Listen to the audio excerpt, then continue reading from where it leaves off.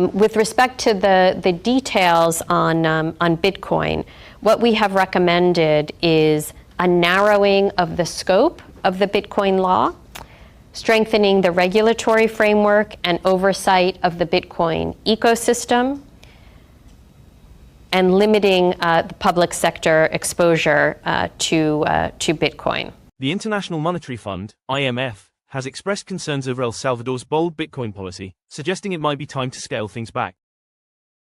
In negotiations for a new loan program, the IMF has raised the issue that El Salvador's decision to adopt Bitcoin as legal tender is creating roadblocks.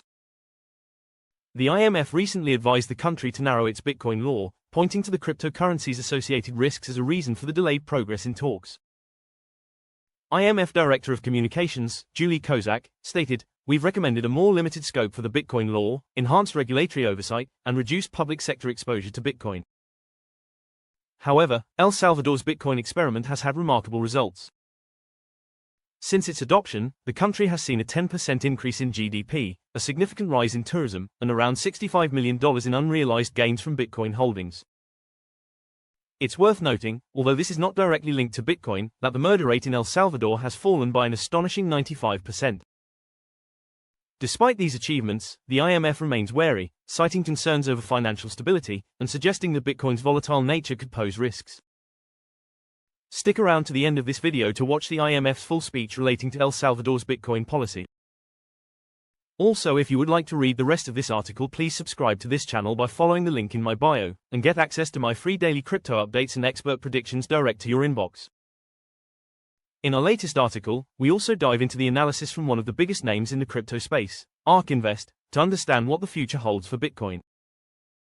All of this is available completely free of charge. Signing up only takes a moment, and you can always change your mind later on.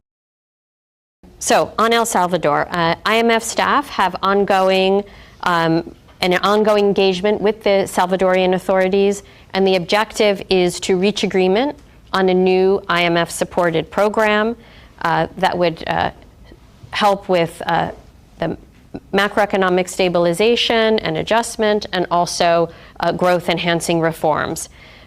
Ongoing discussions are focused on policies to strengthen reforms that can be used to boost productivity and economic governance.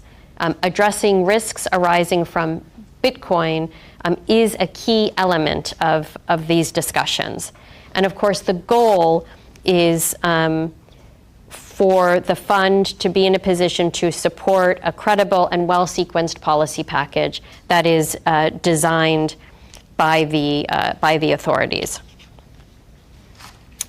With respect to the details on Bitcoin, what we have recommended is a narrowing of the scope of the Bitcoin law, strengthening the regulatory framework and oversight of the Bitcoin ecosystem, and limiting the public sector exposure to Bitcoin.